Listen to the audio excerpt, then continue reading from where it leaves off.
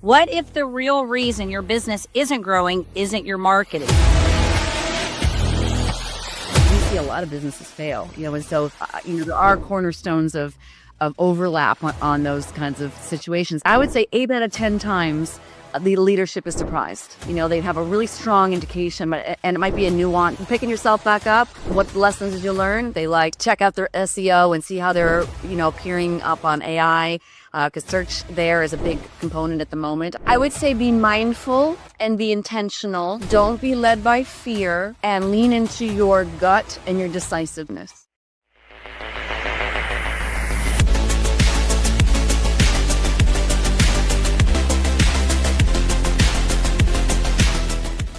Welcome to another episode of the Starter Girlz Podcast. I'm your host, Jennifer Loading. Wherever you are tuning in today, we are so glad to have you. And I do want to mention this because I say this all the time. It's like our new thing for Starter Girlz. So Starter Girlz, girls is not just about gender. It's about grit. It's about celebrating the dreamers, the builders, and the difference makers, bold enough to start. And as you always hear me say at the end of this episode, everything about what we talk about here is starting and evolving, right? And so I'm going to open up with this today. What if the real reason your business isn't growing isn't your marketing? What if it's misalignment, fragmentation, gaps no one stopped to fix? Isn't that everything really? Like gaps and things that we do? Today's guest helps organizations stop patching problems on the surface and start building systems that actually support revenue, visibility, and long-term growth. She blends strategy with execution, vision with structure, and she's proof that sustainable success is built intentionally. And so you guys are going to get to hear from her in just a few minutes. But before we do that, we do need to do a quick shout out to our sponsor. This episode is brought to you by Walt Mills Productions. Need to add excitement to your YouTube videos or some expert hands for editing? Look no further. Walt Mills is the solution you've been searching for. Walt is not only your go-to guy for spicing up content, he's the force behind a thriving film production company with numerous titles in the pipeline. Always on the lookout for raw talent, Walt is eager to collaborate on film and internet productions. With a background deeply rooted in entertainment and promotion, Walt Mills leverages years of skills to give you the spotlight you deserve. Want to learn more about Walt and his work? Head on over to waltmillsproductions.net and let your content shine. And with that, I do want to make a mention to head on over to startergirlz.com. I tell you this every single week. And why do I say that? For 3 reasons. 1, because if you have missed an episode, it is a great place to catch up. It's also a great place to sign up for our community newsletter, and you can stay in the know of all these fabulous episodes that go out. And then also, if you are an aspiring creator, an entrepreneur, or maybe you're in the thick of it right now and you want to know what your number one success block is that may be hindering your success, well, guess what? I've got you covered. You can go over there and take my 2-minute quiz, and it will tell you exactly what block may be affecting your success right now. So as I always say, head on over to startergirlz.com and do your thing. All right, my guest, so exciting. I've had a lot, I guess, fun chatting with her and getting to know her. And she's just got great energy, fun personality, all the things. I think you guys are going to be delighted to hear from her today. Zephora Haddon, a marketing and operational strategist with over 20 years of experience helping organizations strengthen their brands from the inside out. She partners with businesses to align their messaging, streamline operations, and turn scattered marketing efforts into cohesive, scalable systems. From website development and SEO to integrated communications and customer engagement, she creates customized action plans that close the gaps between visibility and revenue. And what sets her apart is she doesn't just market businesses, she builds the foundation that allows them to grow sustainably, which is one of my big words, sustainability, right? We love that word. So Zephora, welcome to the show. We are so excited to have you here today. Thanks, Jennifer. Wow, I do a lot of stuff. That's a long list. I know. Aren't those intros fun? It was great. Thank you so much for having me. I'm glad to be here. Yeah, and you look super cute today. Love the glasses. You just got it working today. It's all looking good. Thank you. I appreciate that. Yeah. So just a little skinny on these bios. It's so funny because I think I always tell people, and the people that have been following the show, they hear me say this like over and over and over. The reason that I do this is because my background, having been in Mary Kay all the years that I was in, we always had to do accolades, and we did it because it's sort of when we would read other people's accolades, like, doesn't it feel good when somebody like says, hey, this is the things you did? All the studies show, and I'm always trying to remind myself this and my team of, we have over 50 on our team, but that people like accolades and compliments and those things more than they do dollars. They say they prefer to have words rather than I don't know if that's exactly true, but I do think it's an interesting sentiment that people want those pats on the back for sure. Yeah. Well, and I do. And I will tell you this for a true story. So I run a networking group here that I started. I run it with another partner, started in July. And it's so funny because majority of the people in my group right now are men that are coming in there. And I'm talking all ages. I'm talking young all the way, to mature in there. And you would think, I mean, when you think about you think men don't really care, like they would be more inclined to want to have like the numbers and the digits and all that.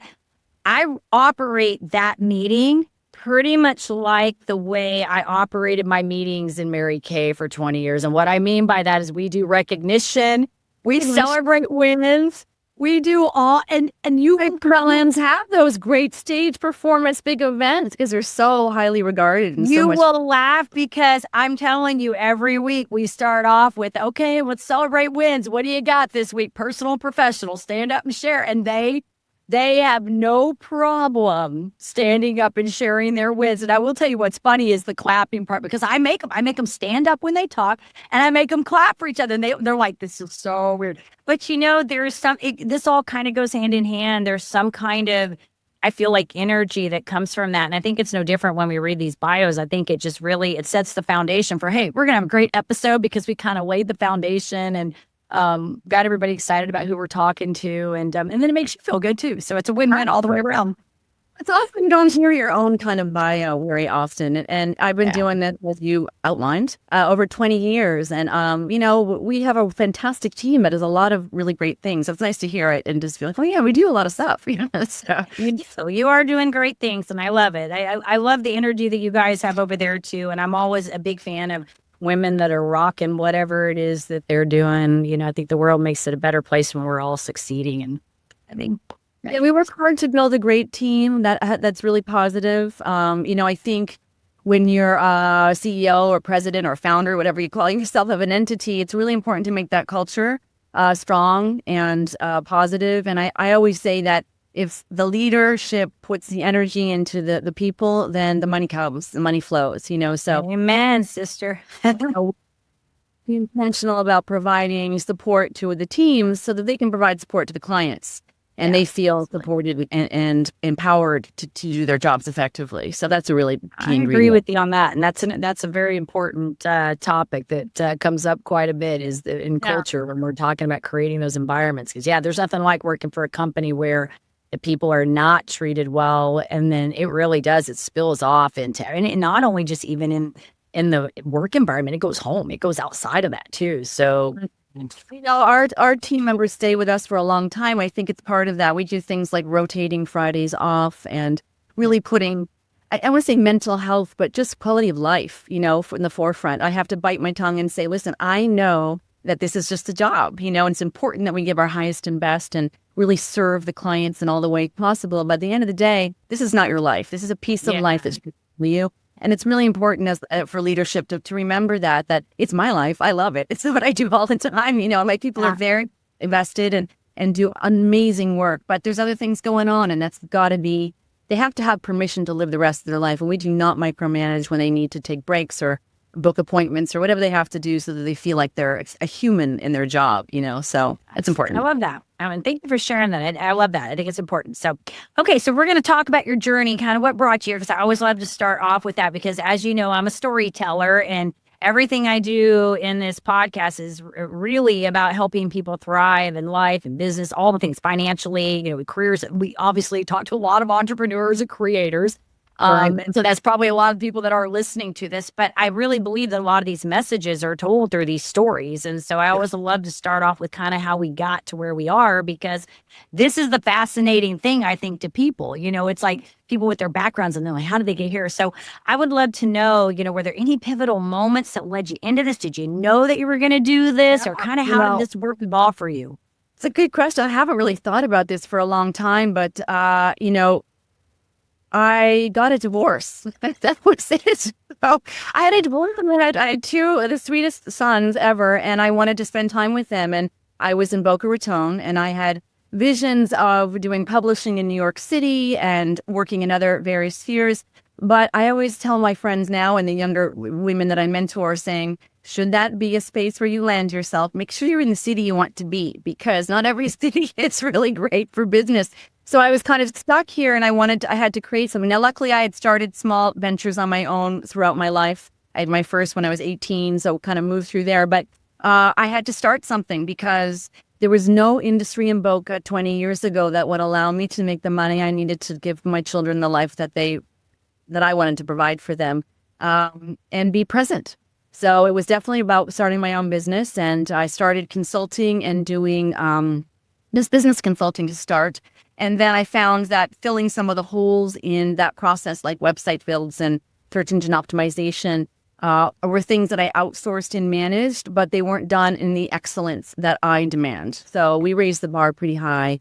And so it was necessary for me to kind of expand and keep increasing my services.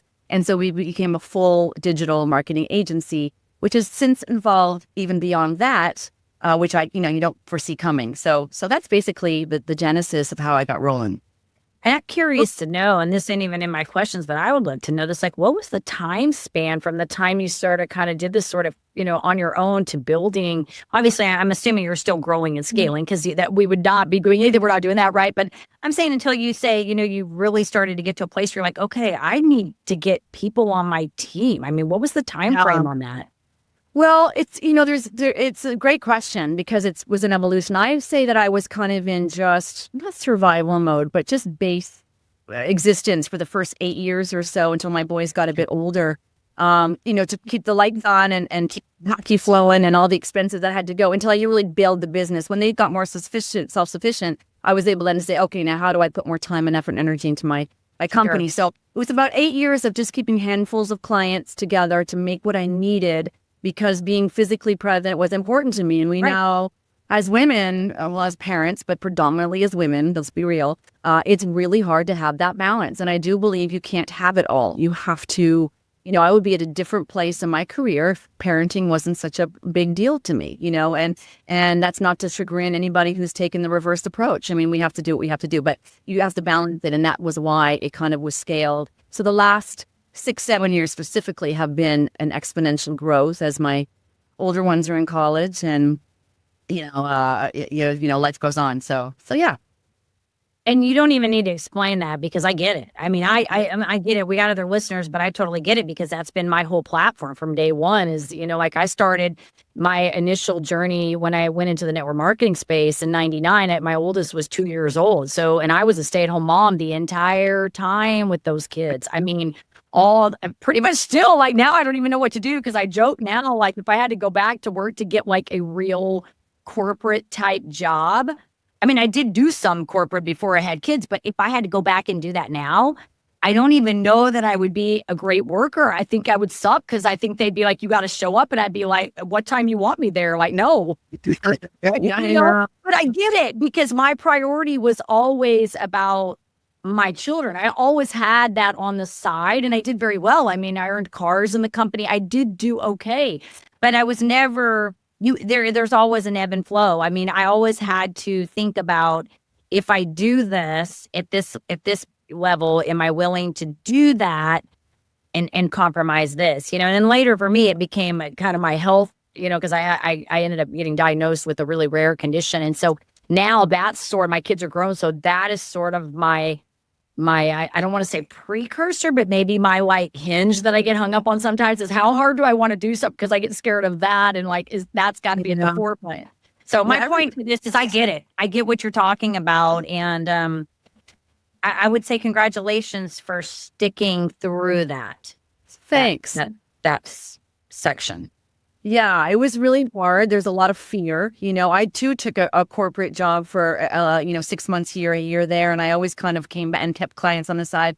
And I always came back to, wanting to do things on my own. And our business model has always been remote. So that's always been, an easy way to make sure that I could try that out. But like you're just articulating, I would get to the, I was a ZP in a company, and I would be like, this is just not the way I like to roll.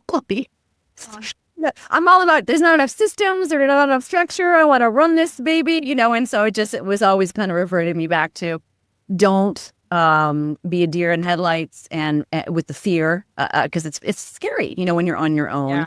Yeah. And, utilize that. I'm a big believer if you have these intense emotions, whatever they are, you can kind of morph them. So this feels like fear, but let me turn the boat around and turn that into excitement or drive, and it doesn't have to be this positive feeling that you work with. You can turn a negative or a challenging emotion into some strength, So you just kind of use that same energy level, and that's always really worked for me. So yeah.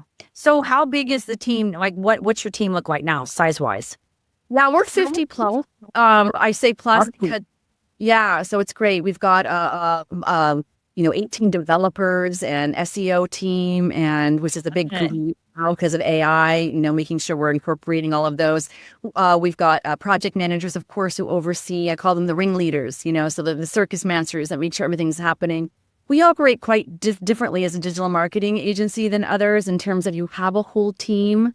That's one, difference maker with a project manager that you can work through, but you also have access to your web dev, your SEO, your newsletter people, your bloggers, your copywriter, so that you can make sure that, because this is your baby, your business is your baby. We fully respect that. It's really all about that integrity and respect for your business. And so that you can reach out to people individually, or you can go for your project manager. So that's one difference maker. The other is we don't work on contracts. So that, people don't feel like they get locked into a 12 months, or, longer. So that's another piece. But yeah, so we've got our project managers, SEO, devs, and all of those components that go in there as well. Yeah. And I will say this for anybody, listening. I know we're going to talk more about some things here, but one of the things I like about you guys that's a little bit different. I've only worked with y'all on a small scale, but I feel like y'all are people-centered, which I like. And I feel, and I say this sincerely, because we all jumped on a phone call prior to even having where we are right now in this conversation, because I've dealt with a lot of, PR firms through the podcast and stuff, not so much for me or for my work outside of that. I've done some digital marketing work, things with different kinds of people. But I will tell you that you guys are different. And I like that. I like that there is that genuine, there's a big picture, I guess, in working with y'all, to me, you seem like you see the big picture. You're looking at this, how do we create the win-win for everybody involved? And that's sort of the way I operate when I'm trying, even like yesterday, just to give you an example, I was trying to work out a situation between my pet sitting business, which is a separate, whole different segment. I feel like I'm like the matchmaker of the pet sitters. Like I match the client. We probably kind of do the same thing in y'all's work, right? You match the client with the SEO, all that. So I match the client with the sitter. And so I'm trying to create this win-win balance for the sitter so that she makes okay money and it's feasible for her. But then the client still feels like they're winning and they're not being overcharged. And so yesterday I'm having these dialogues and I'm trying to create that, because that's how I operate when I do business. Right? Like Yeah. I mean, I have rates, I have prices, but I feel like there's always this little bit of ebb and flow gray area, because you can't cookie cutter every single thing. It's just impossible to cookie cutter every single. I mean, you can, but I think then you lose I feel like you lose some of the people touch. You know what I mean? No, I agree completely. And that's why, I said we had evolved beyond just the digital marketing. I always say it's like a triangle. The digital marketing for us is one side that's all the things done in excellence with all the numbers and the analytics that support the success and the growth for the entity. But the other side is the operational support. I find run into so many times where the digital marketing is sticking and working, but the company might not be answering the phone through and through, or at an 80% answer rate, or they're not utilizing the leads or don't have a script to follow. So that's where we like to take a look, peek behind the curtain and see how we can support operationally. So we make sure that we help with a myriad of things, from hires to strategies in-house and scripts and making sure that the dental office's front desk knows of all the specials that are going on. So they're not like, what? I don't know what that is. So if somebody called. So it's all of those pieces, which is 101 different things. And to that end, that's where we get very flexible and personalized on what an entity requires. And, we've done wrapped trucks and done billboard ads, so whatever, it's a very wide scope. And to that end, that's what's nice about us not being on contracts, because we are earning their business and really being a part of their collaboration with their company. Yeah. We really support the collaborative entity.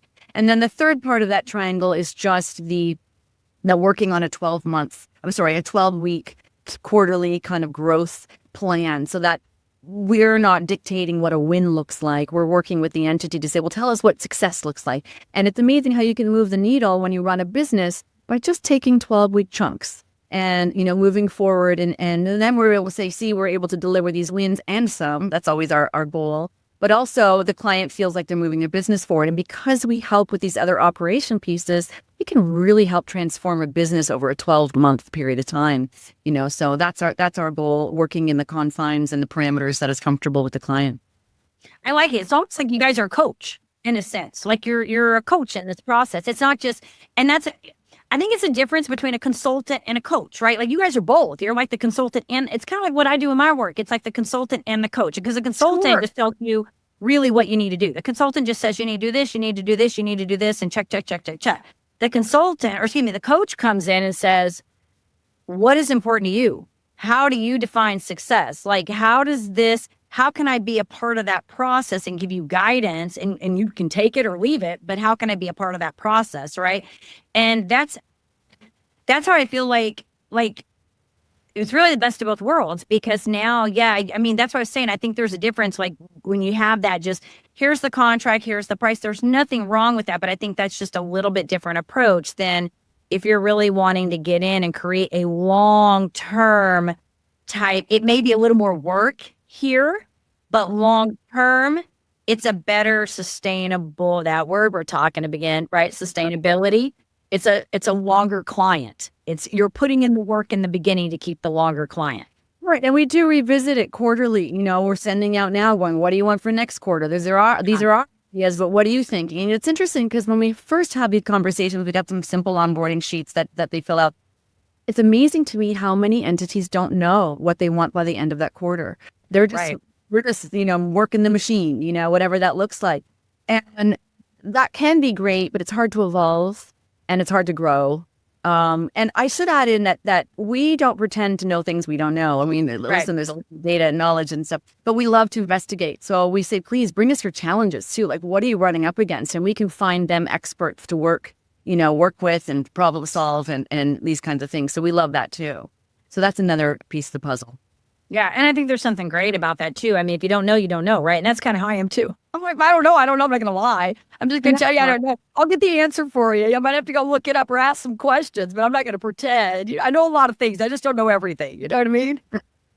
And then we bring them back a whole list of options and ideas, and they'll pick and figure out what works for them. But, and that's why we keep our clients for a long time, because that's the evolution. I mean, clients that we started with, I'm going, if your website looks the same 6 months later, there's a bit of a problem. It should be an evolution. And if your systems aren't evolving in your outreach, and then with AI not utilizing the growth strategies that are there, things are missing. So it's important that we work on MOUs, but they change, every 6 months, in terms of what our deliverables will be for that client. If it stays the same, there's a problem. So.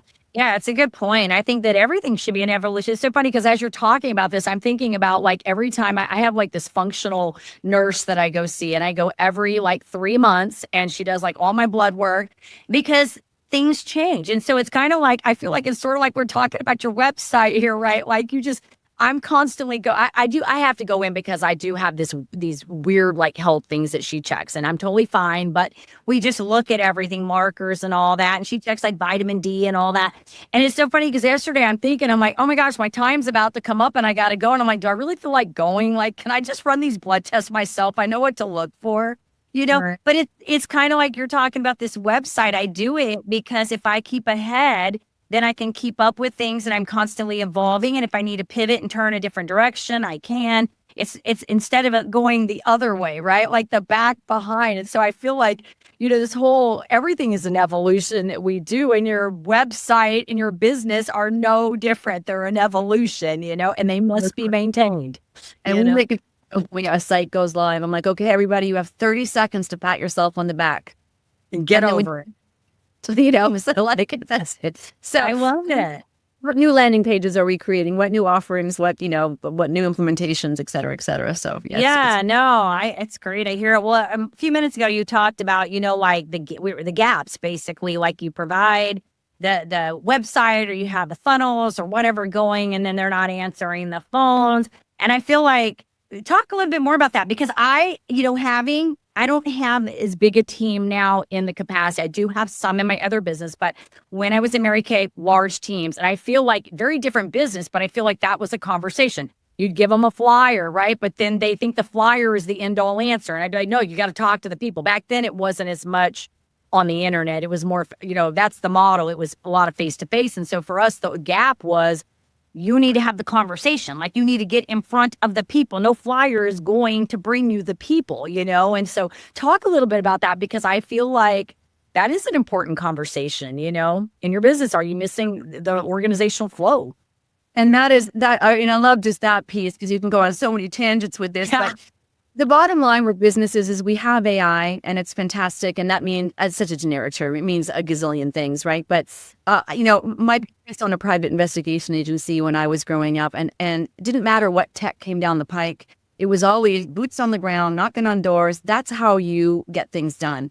And Right. It still is the way today, is that we can use tools and technology, but at the end of the day, the business relationships must be there. The work ethic to have the conversations and build the community.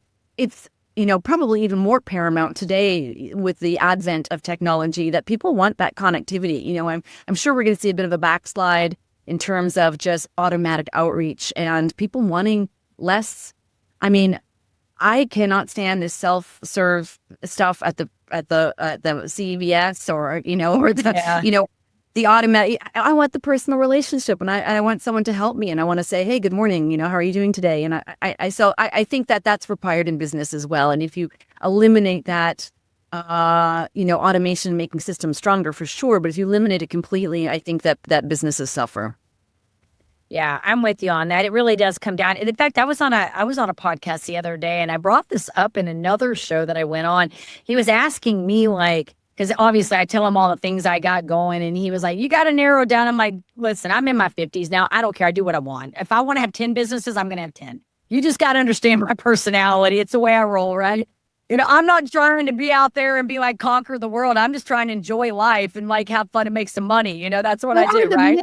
We distribute for every 50s woman who says, I'm doing it the way I want now. Like that.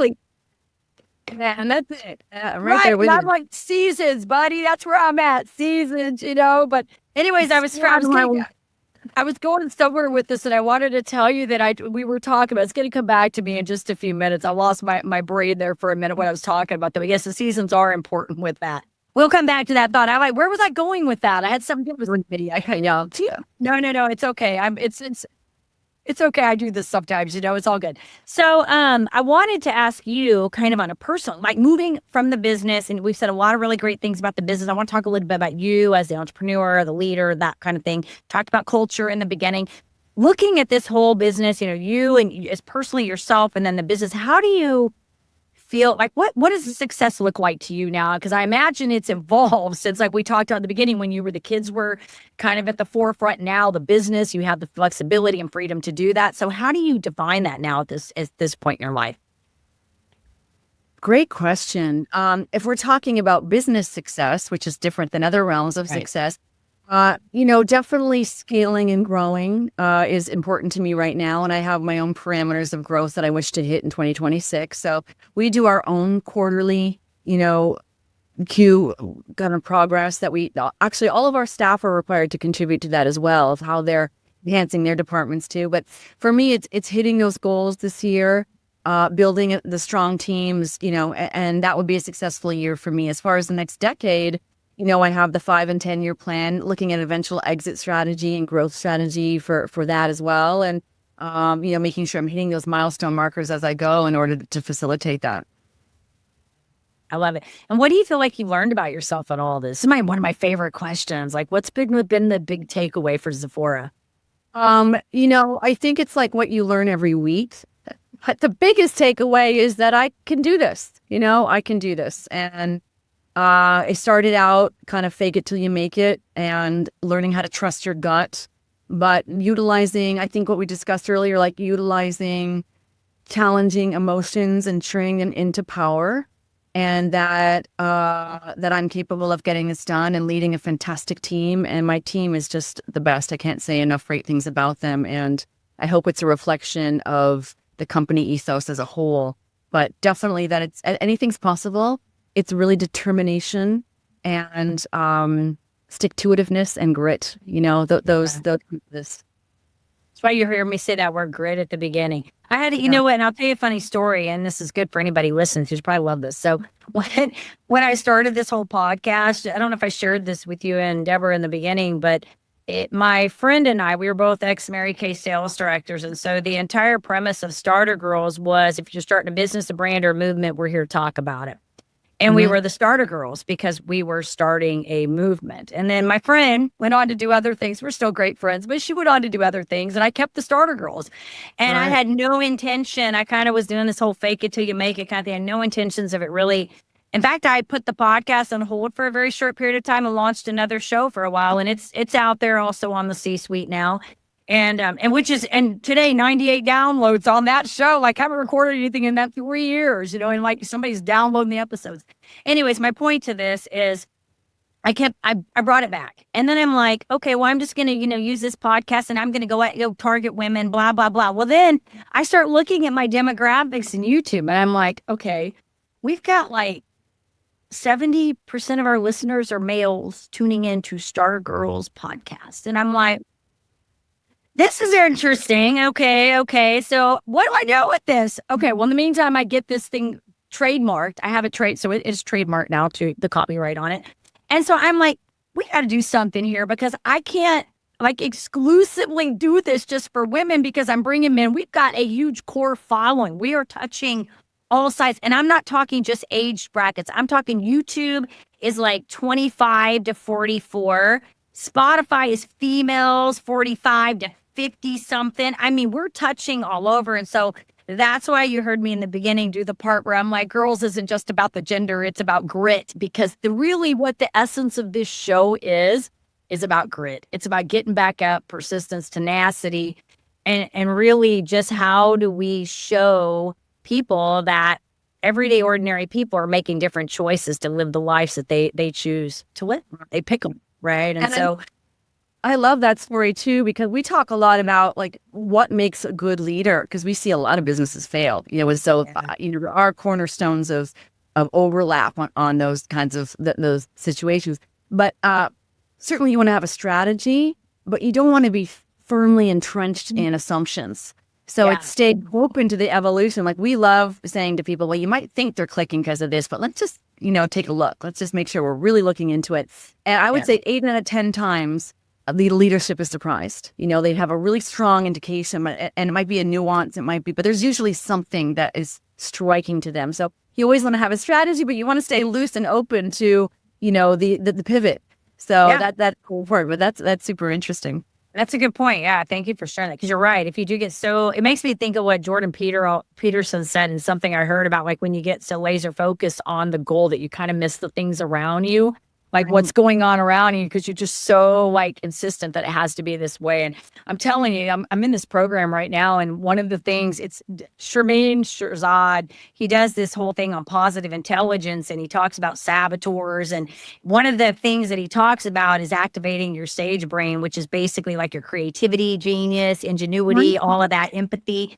And he said, like, there's these different stages, and one of them is like navigate and activate. And activate, I came out this morning, I told my husband, I said, activate is my best one. You know why? Because activate, you ask the question, what needs to be done right now? And so every time I'm dealing with something, it's like I look and go, what needs to be done right now? If this is not working, what needs to be done right now? If I don't like this, what needs to be done right now? That's how my brain is going all the time. And so even as I get systems in place on my business, I will look at something and go, is this working? What needs to be done today?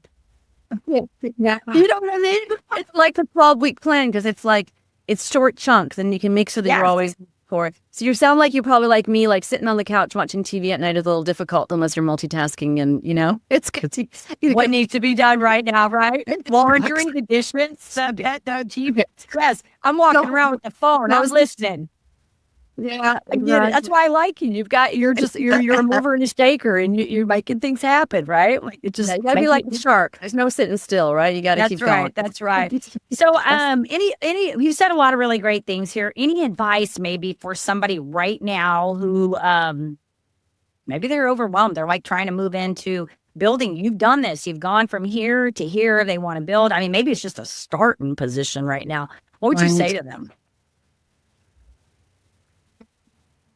I would say, because there's so many things you could say, I would say be mindful and be intentional. Yeah. Don't be led by fear and lean into your gut and your decisiveness. Because although I believe in the old adage, when in doubt, do nothing, it's very easy to live there. And so I think that it's important to, as we're just saying, move forward, even as if it's baby steps, and follow your gut. And sometimes it's the smallest thing about writing a proposal or writing whatever it is, but keep moving and be intentional with your thoughts and your actions. And that's it, I think, to keep it simple. It's good. I like it. Good stuff. All great advice. Definitely great. I love the one that I think comes up a lot when I have these conversations is trusting your intuition, your gut with things. And are true. It really is. Our logical brain wants to dismiss that all the time and tell us, don't do that or do this or that doesn't feel, I always say, go with your gut, man. Like if you don't like somebody, you just know you don't like them, let it be. Quit trying to force that mess. And some people don't understand what that means or have a hard time connecting with it because they've been trying to follow the rules or be good for so long or do whatever they're supposed to be doing. So I always look at it like if you need to reconnect with that. When was the last time where you did something or had a response or reaction? You go, I knew I shouldn't have done that. That voice told me I shouldn't have done it. But you tap in with that and kind of reverse engineer it. It can help you become more connected to the what your gut tells you to do. And I had a moment just like that the other day. True story. I can't remember what the story was. I just remember telling my husband in the kitchen, I said, I should have stuck with that the first time because I knew that I had a problem with this. And then I went around, tried to tell myself, I'm going to allow this to do differently. And then I said, Jennifer, just knock that up. You just knock it off. Don't do that again. If you make a decision and your gut tells you that, you just let it be. Let it die. You know what I mean? So absolutely. Good advice. All right, got some fun questions I want to ask you. These are lighthearted. You're not even going to have to think that hard. But maybe you will because you might be like me and you're going to overthink this. All right. So you spend a lot of time in the hockey world with the kids. So what has competitive sports taught you about business and resilience? Oh, heavens. You win some and you lose some. That's good. Yes. I hate losing. So even as a parent of player, and I was an athlete, competitive athlete, very much so myself. So, picking yourself back up, what lessons did you learn?